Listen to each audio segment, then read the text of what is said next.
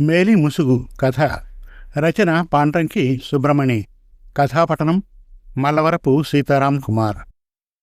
కాకతీయ సామ్రాజ్యంలో కాంభోజనగరం అనే ఊర్లో ఉక్కునూరు సంస్థానం ఆకాశం కురిపించే దయావర్షంతో, నలువైపులా ప్రవహించే పంట కాలువలతో సస్యశ్యామలంగా విరాజిల్లుతుండేది. సంస్థానాధిపతి రామవర్మకు అందచందాల్లోనే కాక మీదుమిక్కిలి తెలివితేటలతో తొణికిసలాడే కూతురు సుగంధి, తండ్రికి రాజకార్యాలనే కాక సామాన్య ప్రజల సమస్యల పరిష్కారంలో కూడా చేదోడు వాదోడుగా ఉండేది. కానీ అటువంటి సౌభాగ్యవతి అయిన సుగంధికి వివాహం కావడం రాను రాను గగన కుసుమమై పోతూ ఉంది. కారణం పాణిగ్రహణం అనుసరించడానికి వరుడు దొరక్క కాదు. కారణం మరొకటి. ఎన్నడూ ఎక్కడా లేని వింతైన కోరిక ఆమెది.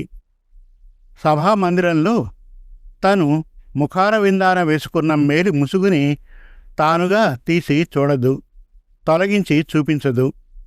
ఏనాడైతే తనకు అన్ని విధాలా ఈడు జోడు గల వరుడు, తగు గుణసంపదలు గలవాడు స్వయంవరానికి వస్తాడో, తన ఎదుట తొణకని గంభీర వదనంతో నిల్చుంటాడో, తన మోముపైనున్న మేలి ముసుగు తానుగా తొలగిపోతుంది. అంతేకాదు, అది తానుగా గాలిలో వలయాలు వలయాలుగా ఎగురుతూ తన కాబోయే భర్త ముఖాన వాలుతుంది, ప్రణయ సంకేతంగా. ఏదో ఒకనాడు ఇలా తనకనుకూలంగా జరుగుతుందనడానికి ఆమె తెలియజేసిన కారణం మరీ విచిత్రమైనది. అదెప్పుడో తను కౌమార దశలో ఉన్నప్పుడు ఒకనాడు మధ్యాహ్నం వేళ ఆశ్రమ పాఠశాల నుండి గృహాభిముఖురాలై వస్తున్నప్పుడు దారిలో ఎవరో ఋషిపుంగవుడు దప్పికతో అల్లల్లాడుతూ చెట్టు ఓరన సొమ్మసిల్లి పడున్నాడు. అప్పుడామె వెనక్కి తగ్గకుండా, సంకోచ తడబాటుకి తావు లేకుండా ఆయనను తక్షణం ఆదుకుంది. పండ్లు తినిపించి పానీయం తాగిపించి సేద తీర్చింది. అప్పుడాయన జ్ఞానదృష్టితో తనకా విచిత్ర వరం ప్రసాదించి వెళ్ళాడని నుడుగుతుందామె.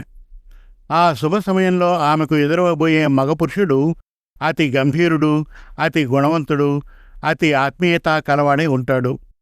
అటువంటి వాడికే తను తల వంచుతుంది. సుగంధికి పర్వకాలం ఇలా బరువుగా సాగుతున్నప్పుడు ఉక్కునూరు పొలిమేరన మనోహరుడనే యువకుడు సేద్యం చేస్తూ మనుగడ సాగిస్తూ ఉండేవాడు. అతడికి వృద్ధులైన తల్లిదండ్రులతో పాటు పెళ్ళిడికి వచ్చిన తోబుట్టువు కూడా ఉంది.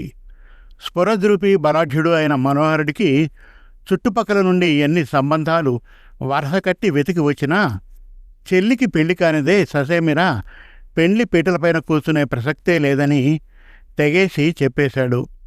అంతేకాక మనోహరుడు మరొక షరతు కూడా పెట్టాడు.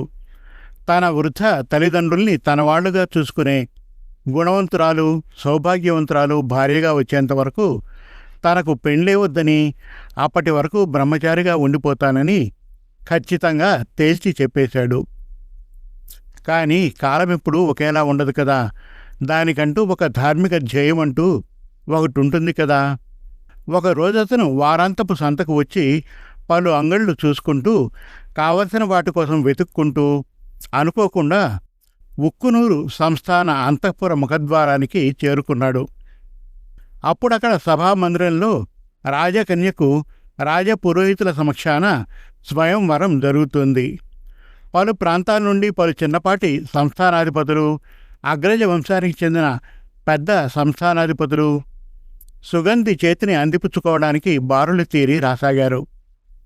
అప్పుడక్కడి రాజభటులు అటూ ఇటూ కంగారు పడిపోతూ తాను మామూలు రైతు బిడ్డనని చెప్తున్నా వినకుండా అందరితో పాటు నలుగురితో నారాయణ, గుంపులో గోవింద అన్న రీతిన మనోహరుని కూడా రాజమందిర ప్రాంగణంలోకి నెట్టేశారు. వాళ్లలా మనోహరుణ్ణి అక్కడి వరుసలో నెట్టేయడానికి కారణం లేకపోలేదు. అతడి రూపాన శోభిల్లే ముఖ వచ్చస్సు అటువంటిది మరి. అంతేకాక అతడికది మరలరాని తరుణం, విధి విధాత రచించిన దైవిక శాసనం. కొంతసేపటికి అతడి తరుణం రానే వచ్చింది.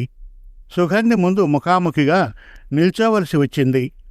అప్పుడతను ఎటువంటి జాప్యానికి తావివ్వకుండా అతడే పరిస్థితిలో ఇంటి నుండి బయలుదేరాడో, ఎలా రాజమందిరం వైపు నెట్టివేయబడ్డాడో వివరించడానికి నోరు తెరిచాడు. కానీ ఆశ్చర్యం, అప్పటికే శుభకార్యం శుభముహూర్తాన జరిగిపోయింది. యువరాణి ముఖబింబం నుండి అంతవరకు ఎవరికీ ఎన్నడూ చూపించనివ్వని మేలి ముసుగు తారుగా తొలగిపోయింది. తొలగిపోయిన ఆమె మేలి ముసుగు అలా అలా గాలిలో తేలుతూ మనోహరుడి వదనాన్ని చుట్టేసుకుంది. ఆ విధంగా వాళ్ళిద్దరి బంధాలను వీడని మల్లెతీగలా పెనవేసుకునేలా చేసింది. ఇక పైన కూడా మనోహరుడు రాజాజ్ఞను కాదనగలడా? రాజపురోహితుల వాక్యాన్ని మీరగలడా? అందాల సౌందర్యవతి యువరాణి ఆనతి మీరగలడా? కాని అందలమెక్కే ఆ అందమైన తరుణాన కూడా తనకు తను విధించుకున్న షరతుని గాని, తానుగా ఆనాడు తన వృద్ధ తల్లిదండ్రులకిచ్చిన మాటను గాని మనసా వాచా కర్మణ మరవలేదు ఆ రైతు బిడ్డ. చెల్లెలు పెండ్లిపీటల మీద కూర్చున్న తరువాతనే యువరానికి 3 ముళ్ళు వేశాడు రాజసం ఉట్టిపడే గంభీర వదనంతో.